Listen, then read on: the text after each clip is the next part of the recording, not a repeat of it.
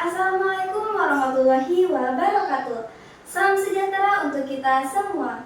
Om Swastiastu, Namo Buddhaya, salam kebajikan. Yang saya hormati Bapak Dian Muhammad Anwar MSI selaku dosen pengampu mata kuliah Public Speaking, dan yang saya banggakan teman-teman sekalian. Perkenalkan, nama saya Elisa Julianti dengan NIM 44240248 dari Program Studi Ilmu Komunikasi Universitas Bina Sarana Informatika.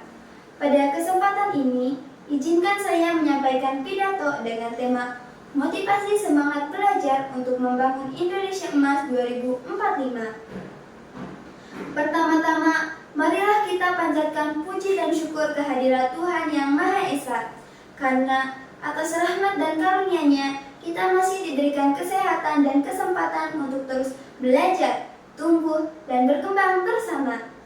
Hadirin yang saya hormati, minggu lalu, tepatnya pada tanggal 2 Mei 2025, kita kembali memperingati Hari Pendidikan Nasional.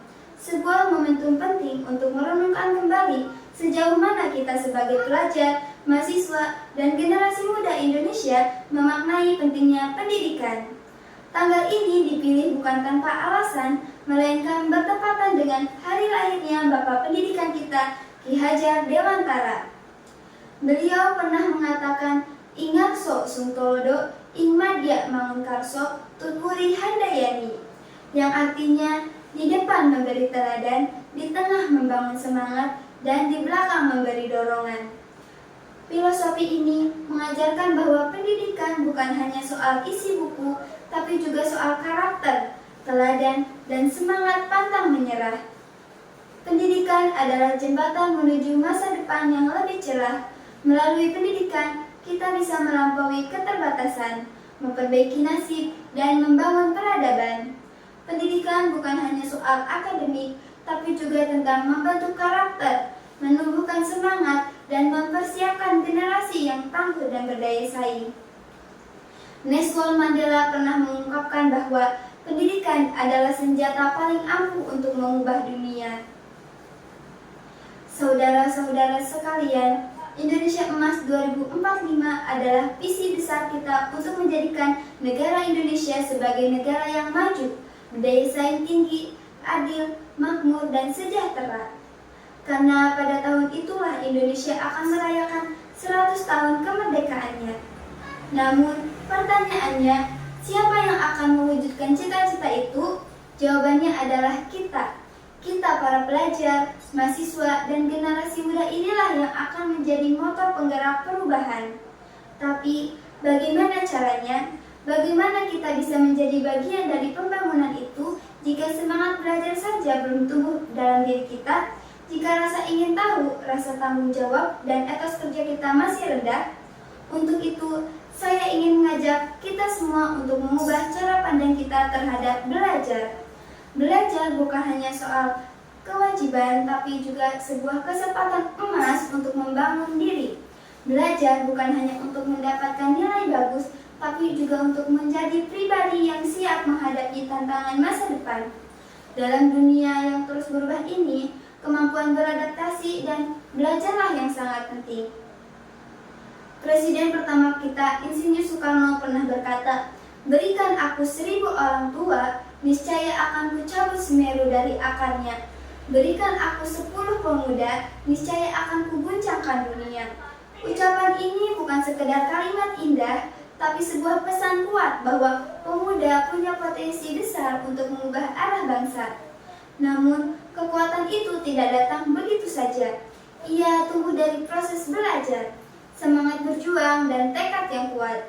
Contoh lain bisa kita lihat dari presiden ketiga kita, Habibie, tokoh jenius Indonesia yang sejak muda tekun belajar hingga mengharumkan nama bangsa di kancah internasional.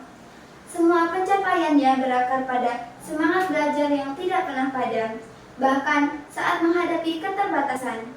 Hadirin yang saya banggakan, hari ini kita hidup di era digital, di mana informasi begitu mudah diakses. Namun, di balik kemudahan itu ada tantangan besar, yaitu apakah kita bisa memilah informasi yang benar?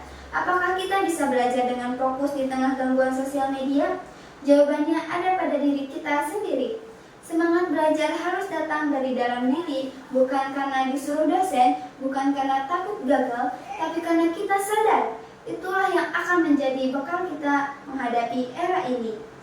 Jika kita sadar bahwa belajar adalah bagian dari perjuangan membangun masa depan, maka kita akan tetap melangkah meskipun jalannya terasa berat. Bayangkan, jika kita semua para mahasiswa di seluruh penjuru negeri punya semangat belajar yang tinggi, punya mental pembelajar seumur hidup, maka Indonesia Emas 2045 bukan hanya mimpi, tapi juga kenyataan. Kita bisa menciptakan inovasi, kita bisa memimpin perubahan, kita bisa membawa Indonesia menjadi bangsa yang disegani dunia. Teman-teman yang saya banggakan, mari kita mulai dari hal sederhana. Mulai dari membaca satu buku, menyelesaikan satu tugas dengan sungguh-sungguh, dan bertindak dengan nilai-nilai integritas. Karena dari langkah kecil yang konsisten, lahirlah perubahan besar. Ingatlah, hidup ini tidak ada yang instan, semuanya butuh proses.